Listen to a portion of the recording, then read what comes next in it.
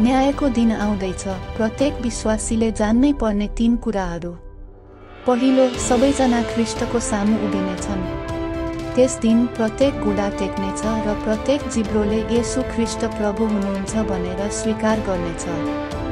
दोस्रो, जीवनको पुस्तक र कार्यहरूको पुस्तक खोलिनेछ। जीवनको पुस्तकले तपाईँ स्वर्गको राज्यमा प्रवेश गर्न सक्नुहुन्छ कि भनेर निर्धारण गर्दछ। कार्यहरूको पुस्तकले एक व्यक्तिले आफ्नो जीवनमा गरेको सबै कुरा रेकर्ड गर्दछ। असल र नराम्रो दुवै प्रकट गरिनेछ। तेस्रो, अन्तिम परिणाम घोषणा गरिनेछ। विश्वासयोग्य रूपमा ख्रीष्टलाई पछ्याउने र साँच्चै पश्चाताप गर्नेहरू अनन्त राज्यमा प्रवेश गर्नेछन्।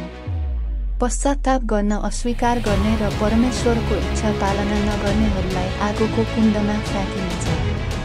न्यायको दिन नजिकिँदैछ। के तपाईँ तयार हुनुहुन्छ?